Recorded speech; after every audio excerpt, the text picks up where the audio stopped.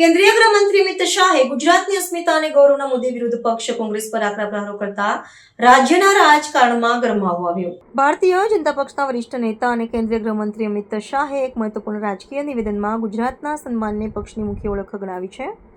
તેમણે ભારપૂર્વક જણાવ્યું હતું કે ગુજરાત એ મહાત્મા ગાંધી અને સરદાર વલ્લભભાઈ પટેલ જેવા રાષ્ટ્રીય નાયકોની જન્મભૂમિ છે, જેનું ગૌરવ જાળવવું એ દરેક નાગરિકોની ફરજ છે. ગૃહમંત્રીએ આક્ષેપ કર્યો હતો કે કોંગ્રેસ પક્ષ સતત ગુજરાતની છબીને વૈશ્વિક અને રાષ્ટ્રીય સ્તરે ધૂમિલ કરવાનો પ્રયાસ કરી રહ્યો છે. આ ટીકાત્મક પલટને કારણે આગામી સમયમાં શાસક પક્ષ અને વિરોધ પક્ષ વચ્ચે શાબ્દિક યુદ્ધ વધુ તેજ બને તેવી પૂરેપૂરી શક્યતાઓ છે. રાજકીય વિશ્લેષકોના મતે અમિત શાહનું આ નિવેદન ગુજરાતની પ્રાદેશિક અસ્મિતાને કેન્દ્રમાં રાખીને મતદારોને એકજૂથ કરવાનો એક વ્યૂહાત્મક પ્રયાસ છે. તેમણે સ્પષ્ટ કર્યું હતું કે રાજ્યના વિકાસ અને સંસ્કારો પર પ્રહાર કરનારી નકારાત્મક રાજનીતિને જનતા સ્વીકારશે નહીં. ગાંધી અને સરદારના વારસાનો ઉલ્લેખ કરીને તેમણે ભાવનાત્મક રીતે લોકો સાથે જોડાણ સાધવાનો પ્રયત્ન કર્યો છે. વિરોધ પક્ષ દ્વારા કરવામાં આવતી ટીકાઓને તેમણે માત્ર પક્ષીય વિરોધ નહીં પરંતુ સમગ્ર ગુજરાતના અપમાન તરીકે પ્રસ્તુત કરી છે, જે ચૂંટણીલક્ષી ગણતરીઓમાં મહત્વનું પાસું સાબિત થઈ શકે છે. ગૃહમંત્રીના આ આકરા પ્રહારો બાદ કોંગ્રેસ તરફથી પણ વળતી પ્રતિક્રિયાઓની અપેક્ષા સેવાઈ રહી છે.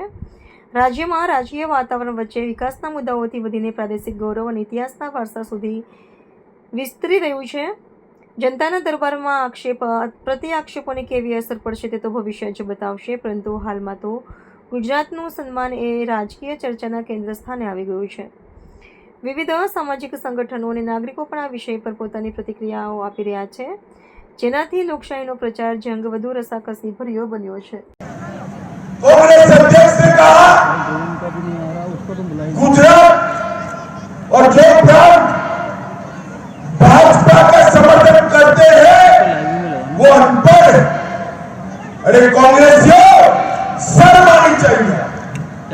जिस गुजरात में दयानंद सरस्वती, महात्मा गांधी, सरदार वल्लभभाई पटेल, विक्रम साराभाई, महान टाटा और नरेंद्र मोदी जैसे नेता दिए, उस गुजरात को आप अनपढ़ कह रहे हैं. कांग्रेस ने नहीं देखा है जो उनकी समर्थन करेगा वो ही लिटरेट है, बाकी सारे अनपढ़. कांग्रेस वालों, पूरे देश की जनता आपका राह देख रही है.